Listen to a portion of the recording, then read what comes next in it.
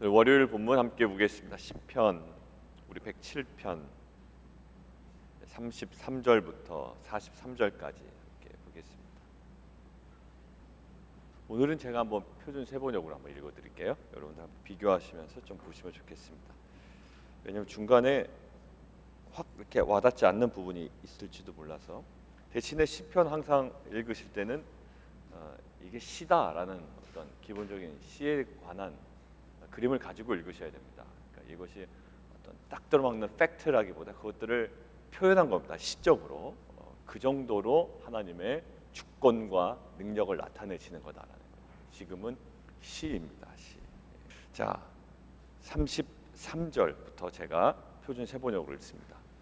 주께서는 강들을 사막으로 만드시며 물이 솟는 샘들을 마른 땅이 되게 하시며 그곳에서 사는 사람들의 죄악 때문에 기름진 땅을 소금밭이 되게 하시며 사막을 연못으로 만드시며 마른 땅을 물이 솟는 샘으로 만드시고 굶주린 사람들로 거기 살게 하시어 그들이 거기에다 사람 사는 성읍을 세우게 하시고 밭에 씨를 뿌리며 포도원을 일구어서 풍성한 소출을 거두게 하시며 또 그들에게 복을 주시어 그들이 크게 번성하게 하시고 가축이 줄어들지 않게 하신다. 그들이 압박과 고난과 우환 때문에 수가 줄어들고 비천해질 때에 주께서는 고관들에게 능력을 부으시고 그들을 길 없는 황무지에서 헤매게 하셨지만 가난한 사람은 고난에서 이기게 해주시고 그 가족을 양떼처럼 지켜주셨다. 정직한 사람은 이것을 보고 즐거워하고 사악한 사람은 입을 열지 말리리다. 지혜 있는 사람이 누구냐? 이 일들을 명심하고 주의 인자하심을 깨달아라. 아멘. 하나 보충해드리면 43절은 헬라어 원어의 의문문을 나타내는 미라는 단어가 사용이 됐습니다. 그러니까 43절은 지금 표준 세번역으로 나온 느낌이 조금 더 맞습니다. 그걸 설명드리면 이 모든 것을 목격하고 바라보고 여호와의 그 인자하심, 인내를 이해할 만한 지혜자가 누구이겠느냐라는 어떤 그 질문입니다. 그만큼 어렵다는 것이죠. 그래서 오늘 우리에게 말씀으로 도전하시는 것 같습니다. 자, 오늘 본문 보겠습니다.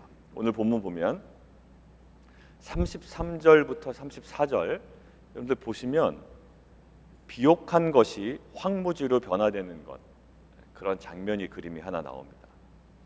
이것을 역사적으로 바벨론 포로로 끌려갔을 때 본토 예루살렘 남유다의 어떤 그 상태 상황으로 보는 것도 있는데요. 그렇게 보셔도 되고 그 역사적인 상황에 국한되지 아니하고 그냥 일반적인 상황으로 보셔도 되겠습니다. 결국 하나님을 의지하지 않고 악행이 자행되는 그 땅에 대한 하나님의 그 주권과 심판, 이렇게 보셔도 되겠습니다. 자, 비옥한 것이 황무지로 되고요. 또 다른 그림이 하나 나오는데 35절부터 36절까지입니다. 황무한 것이 오히려 생명을 지탱하고 안전을 주는 존재가 되는 것으로 변화되고 있습니다. 그러니까 또 역사적으로 보면 포로 귀환 이후에 본토의 회복으로 보는 경우도 있습니다. 역사적으로 이렇게 좀 조망하셔도 되고요. 아니면 그 일반적으로 저희가 관찰해도 되겠습니다. 결국 하나님을 의지하는 또 하나님을 신뢰하는 자들에게 주시는 은혜 부분을 관찰하고 있죠. 결국 하나님께서 주시는 것은 그 황무한 것을 하나님께서 그 물을 되게 하셔서 식수와 용수의 문제를 해결하셔서 그들이 거주할 성읍을 준비할 수 있도록 기본적인 터전을 만들어 주신다는 거예요. 터전을. 실은 물이 준비가 안 되면요. 그래서 그 출애굽에 어제도 말씀드렸지만 그들이 불평한 이유 중에 그 메인 자꾸 드러나는 이슈가 뭐냐면 물 문제였거든요. 출애굽기 17장에서도 그렇고요. 나중에 민수기 40장에서도 그렇고 그 민수기 20장에서도 그렇고요. 그 40년이 다 끝난 시점에 또 물 문제로 투정하지 않습니까? 그것 때문에 또 모세가 괜히 반석을 쳤다가 모세가 그 약속의 땅으로 들어가지 못하는 일이 벌어집니다. 이 물은 이 삶의 근간입니다. 그러니까 광야가 변하여 못이 되게 하신다라는 것은 단순한 자연적인 현상의 변화가 아니라 우리의 가장 궁극적인 삶의 터전을 하나님께서 마련해 주신다는 거예요. 실은 이것이 확보가 안 되면 아무리 좋은 곳이 있어도 거기에 거주할 수가 없습니다. 자, 근데 이렇게 모든 것들이 잘 회복되는 것 같은데요. 37절부터 보시면 같이 한번 읽을까요? 37절부터 39절입니다. 시작.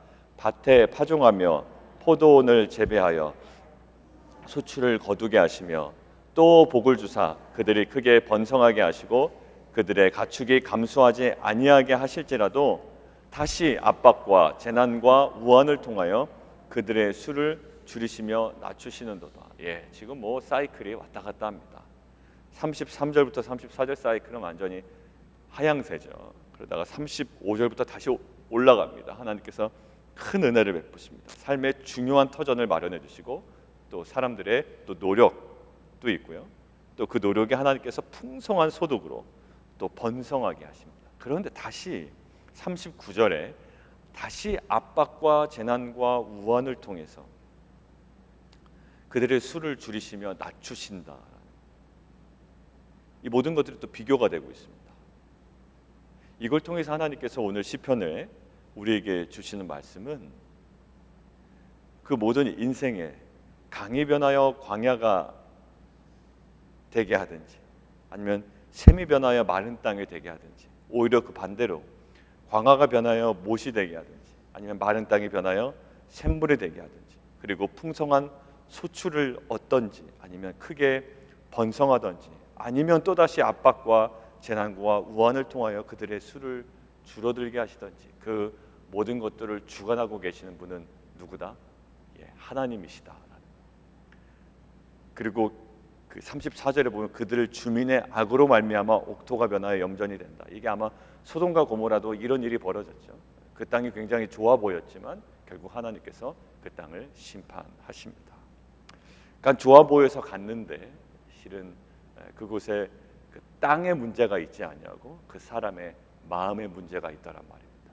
우리는 좋은 곳으로 갑니다. 항상 좋은 곳으로 가지만 하나님은 그 좋은 곳을 변하여 굉장히 나쁜 환경을 만들어 주실 수도 있고요. 그 나쁜 환경에 있지만 우리의 마음이 주 앞에 선하다면 그것을 가장 좋은 곳으로 우리에게 변화시켜 허락하시는 하나님이신 줄 믿습니다. 그래서 우리는 환경에 종속되지 않을 만한 충분한 이유가 있습니다.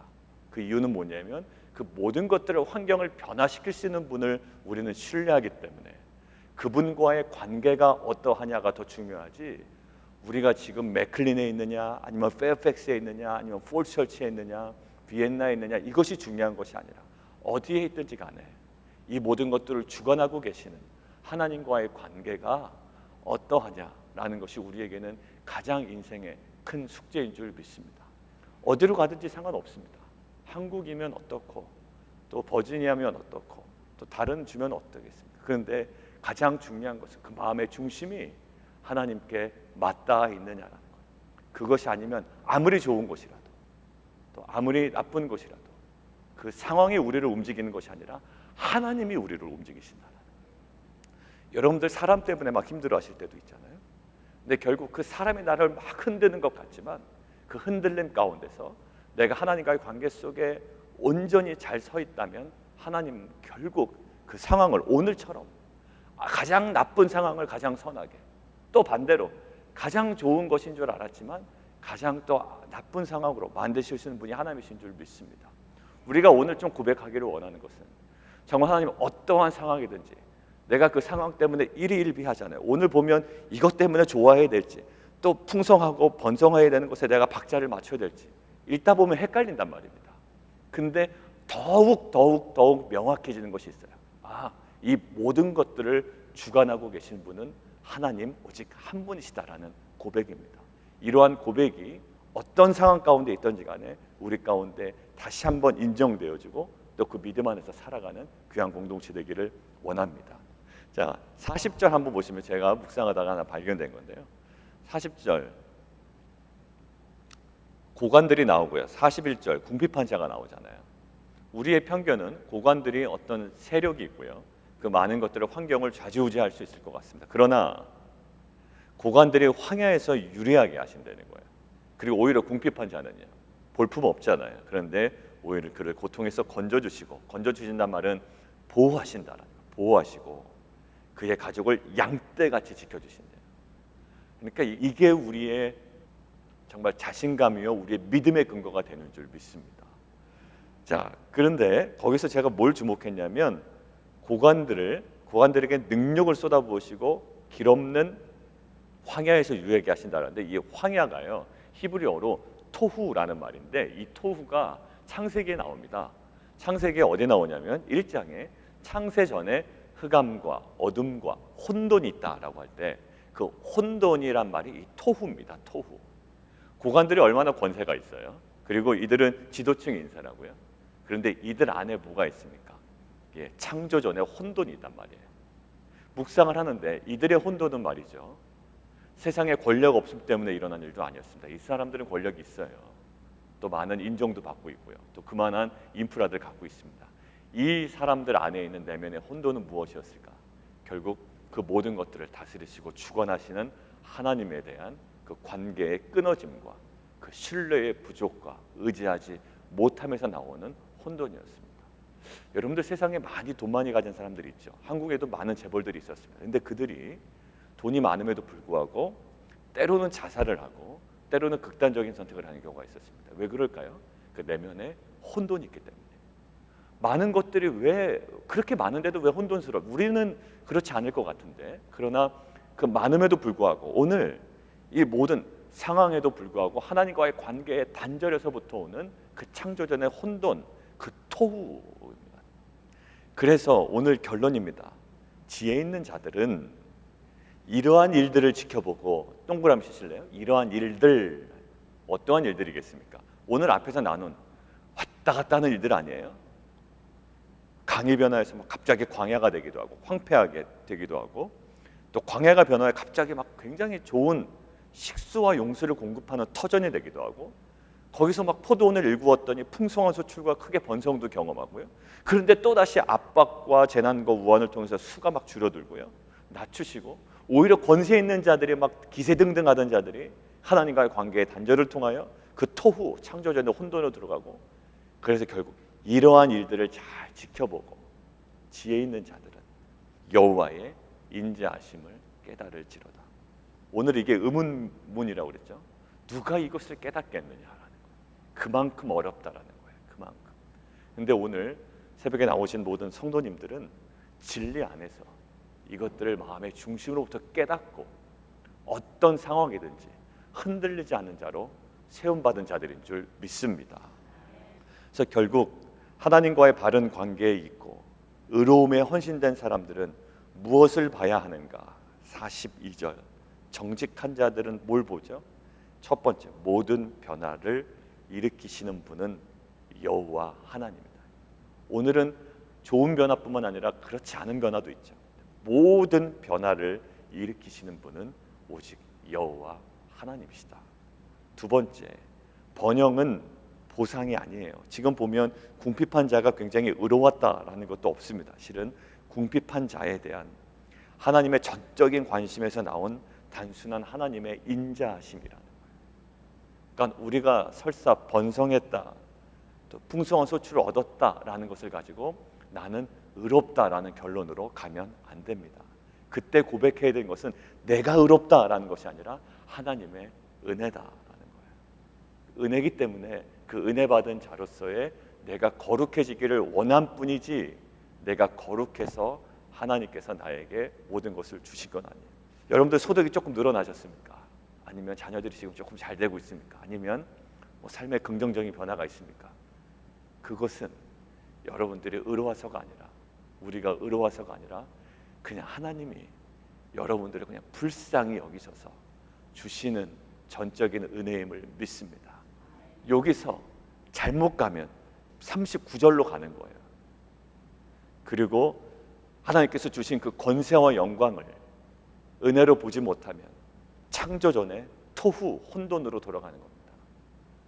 긍정적인 변화를 경험했다면 그 모든 것들이 하나님의 우리 인생을 향한 불쌍히 여기심 주시는 전적인 은혜임을 깨닫고 우리가 다시금 하나님께 그 모든 변화를 주관하고 계신 하나님께 겸손함으로 나아가는 귀한 공동체가 되었으면 좋겠습니다. 그러나서 보니까 우리 교회가 여러 가지로 긍정적인 변화가 많았습니다. 교회 정해진 것도요. 어제 EM 멤버 예배에 들어오는데 애들 이제 부모님들이 새로 오셨으니까 자녀가 또 새로 왔을 거 아니에요. 그 아이 입에서 터져 나오는 한마디였어요. 저기서 탁 들어오는데 제가 저 앞에서 있는데 너무 좋대. 너무 좋고 야 이렇게 좋은 데가 어딨냐 이제 이러면서 그들 입에서 이제 그런 고백이 나오는 거예요. 그러면서 제 안에 그 전부터 들었던 마음이 있어요. 그래.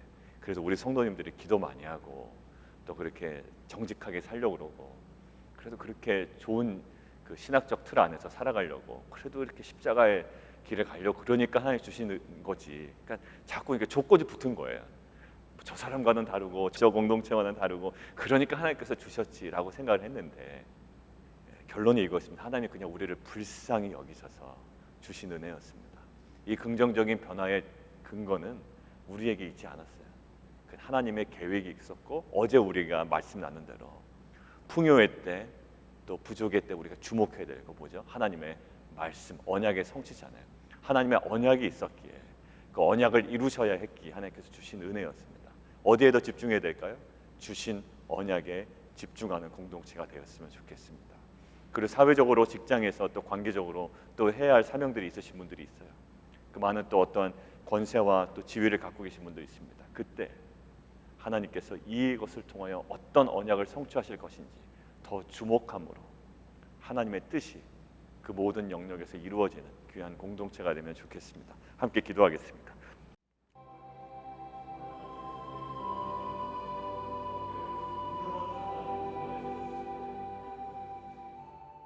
하나님 정말 아름다운 긍정적인 변화가 우리 공동체와 각 가정 가운데 있습니다. 그러나 간혹 우리가 오해했습니다. 우리가 너무나도 거룩해서 남들과는 달라서 그렇기 때문에 우리가 받아 누리는 것이다 라고 생각했지만 오늘 하나님께서 우리에게 말씀하십니다.